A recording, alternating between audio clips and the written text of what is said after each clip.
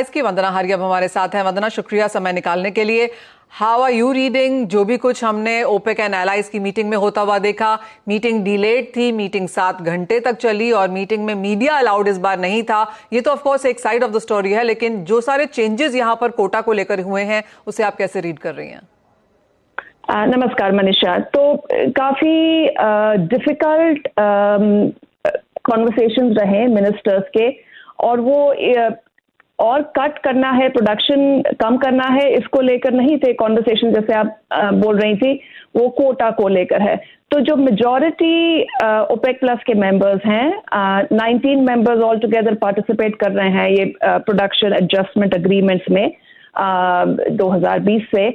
Majority have been struggling to produce anywhere close to their quota. तो उनका तो अब ये उन चर्चा है कि अगले साल से जो एक्चुअल उनका प्रोडक्शन कैपेसिटी है, कोटा उस लेवल तक के कम कर दिया जाएगा। I am sorry, this is quite complicated to explain in Hindi, but I'll try my best.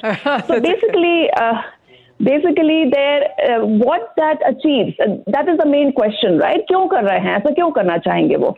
तो जैसा कि हमने देखा 2 अप्रैल को जो कट्स अनाउंस हुए थे वो केवल 8 मेंबर्स ने अनाउंस किए थे, रशिया को छोड़कर।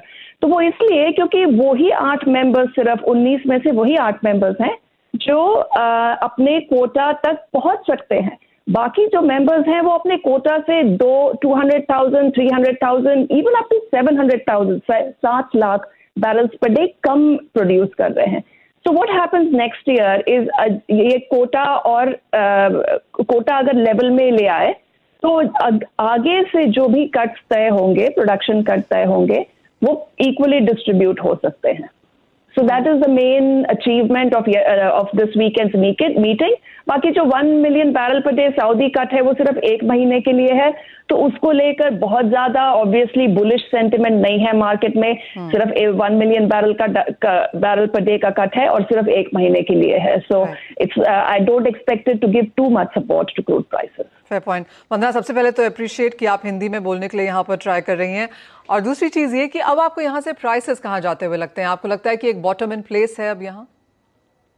Look, I have been quite moderate in my expectations, Manisha. इस साल के शुरू से जब काफी लोग bullish थे कि China will just be, take off like a rocket, and I said no, that's, I kept saying that's not possible. It's a huge economy. It's unprecedented. 3 साल का almost zero COVID has done massive damage to their economy. बहुत structural issues हैं Chinese economy में. It will take them quite a lot of time to get momentum back in the economy. So ये सब लेकर मुझे लगता है शायद it's quite possible that OPEC Plus और सऊदी अरेबिया को फिर से एक फ्लोर डिफेंड करना पड़ जाए। तो as your earlier guest was saying, 72 has not been breached last week, but in the coming months, depending on economic headwinds कितना और बढ़ जाते हैं, it's quite possible that prices start slipping back towards the 70s again. क्या prices 80, 90, 100 जा सकते हैं? I don't think so. I really have my doubts. Beyond the point, OPEC Plus will not continue to cut. कि आप argue करो कि but they will cut some more, another 2, another 3 million barrels per day. I don't think so, because it will also not be sensible or wise for them to do that. If really, unfortunately, the global economy goes into a massive tailspin, बहुत it gets a big shock or something like that, then I think OPEC Plus will have to make peace with accepting lower prices. तो फिर rest of the year को आपको क्या range नजर आती है? In case China की demand यहाँ पर 3rd क्वार्टर 4th क्वार्टर तक भी निकल के आती है, जो कि स्ट्रीट एक्सपेक्ट कर रहा है, और इन आउटपुट कट्स का असर शायद हम तब तक आता हुआ देखते हैं, तो ईयर एंड तक अब क्या रेंज है?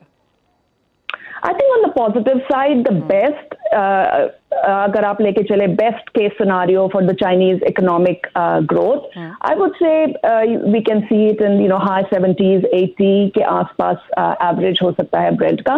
But if China doesn't do well, and especially if we see more shocks, I hope not, but we had the banking crisis shock in the US.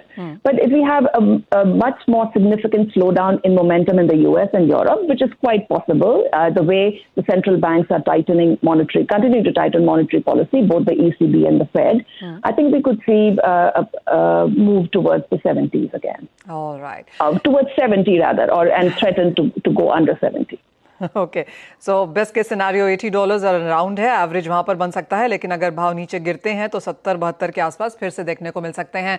Vandana, as always बहुत शुक्रिया हमारे साथ जुड़ने के लिए और हिंदी में ट्राई करने के लिए। हम बहुत अप्रिशिएट करते हैं उस एफर्ट को। बहुत शुक्रिया साथ जुड़ने के लिए।